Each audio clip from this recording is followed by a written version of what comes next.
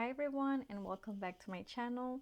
For those of you that are new here, my name is Erica and I am formerly a therapist of 5 years and now I am an online life coach. So on this channel, I like to share some of the major life lessons that I have learned over the years that helped me overcome a lot of things in my personal healing journey. I also have an Instagram and a TikTok, but I will link those at the end of the video and in the bio. On my last video, I talked about one of the major reasons why people are unable to change. And today, I would like to continue that conversation, but through a slightly different perspective. Spoiler alert, it is always related to our ego. But I think this reasoning is a lot more digestible for a lot of us that are in the early stages of our healing journey. So let's just get straight into it. For most of us, especially for those of us who have been victimized from an early age, meaning childhood, and then for some of us, for extended periods of our life, maybe the majority of our life, we have grown largely attached to the identity that comes with, meaning your identity as somebody who has had a life of suffering and who is therefore a victim. This is subconscious for most of us. It's not like you are walking around saying, I'm a victim and I'm proud of it and that's all that my life is about. It doesn't quite work like that. Most things happen subconsciously and it takes us humbling experiences, major life lessons and eye openers for the subconscious to become conscious. Or sometimes you can learn it through watching a video like this one. If you think about it, logically this makes so much sense because who you are or who you have been most of your life, even if that is somebody who has been victimized, whatever identity and coping skills you created to survive, whatever situations you've been in, have helped you survive to this day. They helped you achieve whatever it is that you have achieved in life. They have formed so many layers of your identity and who you think you are and how others perceive you to be. It's not to say there's something wrong with you. I'm just pointing out the why. Why does this happen? And in reality, it happens to most of us who go through a lot of trauma, I should say.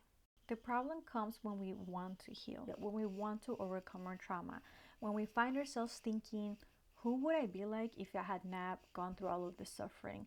Who would my non-traumatized version of myself be? And because you're so deeply attached to your identity as a victim, you self-sabotage yourself and you don't do the basic things that would lead you closer to that path of healing. For example, we know from research that there is a lot of things that we can do to feel better literally in 1 week. If you started to do a set amount of things in 1 week, you would feel better. So for example, things like exercising, eating healthy diets, getting sunlight every day, getting a healthy amount of sleep, not consuming anything that you know is harmful for you, like substances, alcohol, drugs, media that is going to make you feel worse about yourself, spending time with people who make you feel loved, cared for. You know what these things are. There is a surplus of information regarding what are the things that will make you feel better online. It takes a simple Google search, and if you open up TikTok and you've been in this healing journey, you've probably been bombarded with information on what's going to make you feel better. So if we know that these things scientifically will make us feel better, why don't we do them? A lot of us will come up with any excuse you can think of to not do said things, even when they are very doable and realistic for most of us. Yeah, maybe you cannot do all of the 20 things that people are telling you will make you feel good, but if you just started doing the 5 that you can do in 1 week, you would see improvement. It would get easier to weather whatever storms you're having to weather, regardless of your situation. And from my personal and professional experience, having noticed this within myself, but then also with the clients that I work with over the years, I believe it is because we are not ready to let go of our identity as a victim, as somebody who has suffered. And when you think about it, again, logically, it makes sense. It makes sense that it would be frightening to kind of embark onto the unknown. You don't have a map. You don't really know what awaits you when it awaits you. Of course, you know that you're going to heal if you put in the effort, but there's going to be a lot of challenges. There's going to be a lot of demons that you will have to face along the way. And that's scary for most of us. I think for any person that would be scary. Not just that, but when we let go of a previous identity that we've been so deeply attached to, we simultaneously have to go through a grieving process. It's not like we can just pretend that that part of us didn't exist or that it didn't guide us for, our whole life up until this point. And it makes sense that you're going to grieve the loss of that identity. Speaking personally, I remember when I reached this point in my healing journey and I thought, who even am I outside of all of the pain and suffering that I've been in? And who am I outside of all of the coping mechanisms that I formed to help me survive? So for me, it was a lot of perfectionism, a lot of proving my sense of self-worth through my academic achievements, my career achievements, being a people pleaser, giving a lot, if not all of myself to people please others. And it was never good enough. I never felt good enough. I never felt worthy of love. I never felt satisfied because that was not really addressing the root of my issues. It was compensating, overcompensating, I should say, for what the issue really was. And I remember feeling so overwhelmed when the thought of who am I? Who will I be when I let go of this identity? And it kind of felt like I was a toddler learning to crawl and then walk, because I was like, I don't even know what I like to do for fun. I don't know what I like to do for myself, not for others. I don't know who I would be if I took away my academic achievements and my career achievements. Like, who is Erica outside all of that? And I realized that I had no idea because I had spent all of my life surviving and neglecting getting to even know myself. The truth is that there is no easy way around this. When I realized this, and then it dawned on me, what is it really going to take to heal, to better myself? I knew that it was not going to be an easy task, but also I knew that it was possible. And when I started to align myself with this mentality, social media is always going to give you kind of wherever mindset you're at, that's what it's going to feed you. I started to get more content from people who had also been through the worst of the wars, and then they managed to turn it around, to take accountability, to stop people pleasing, to empower themselves, to figure out what makes them happy, to be fearless enough to pursue their passions regardless of what others might say or whether they might have failures along the way. I don't think it's possible to truly heal without being willing to let go of this identity as a victim, as somebody who has suffered their whole life.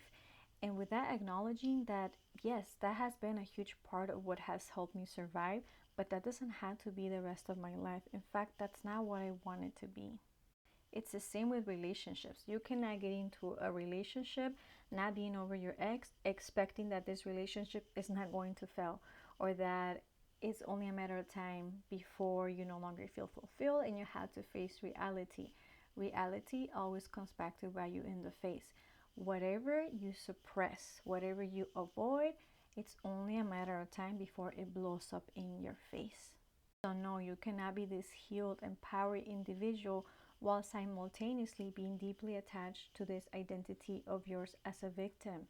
It doesn't mean that you have to hate it, put it down, because it did do a lot for you. It helped you survive, but you just have to grieve it peacefully and close that chapter so you can make room for who you're going to become for the rest of your life.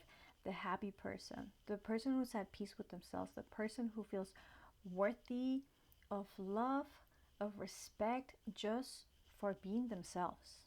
Also, along the same lines, many of us are not ready to let go of that identity as a victim because we feel that if we were happy and we were put together and we had inner peace, that it would invalidate all of the trauma and all the pain and the suffering that we went through.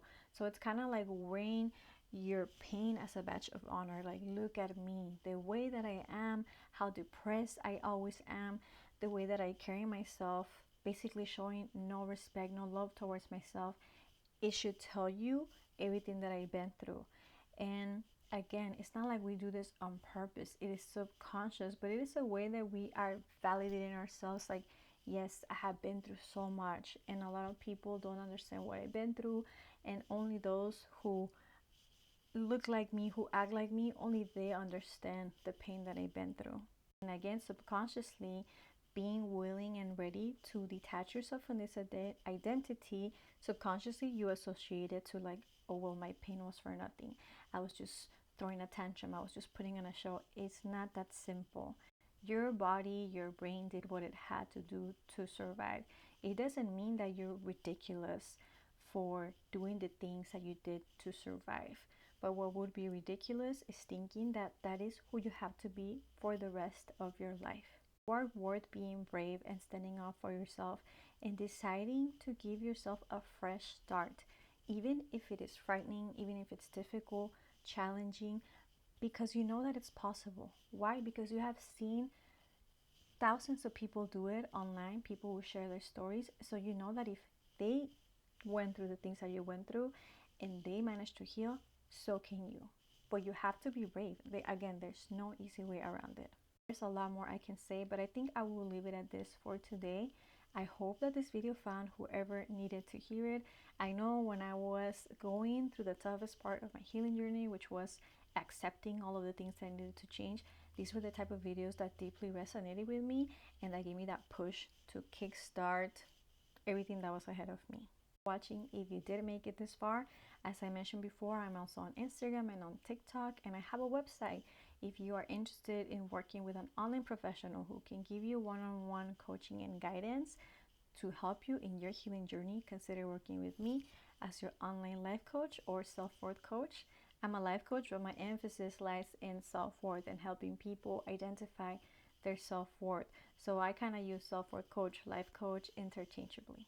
Watching, if you made it this far, if you found it helpful, please subscribe to my channel as I recently started it and I'm trying to grow it. If you would like shorter videos, more variety of videos, check out my other platforms. And again, I hope that this found whoever needed to hear it the most. Until the next one.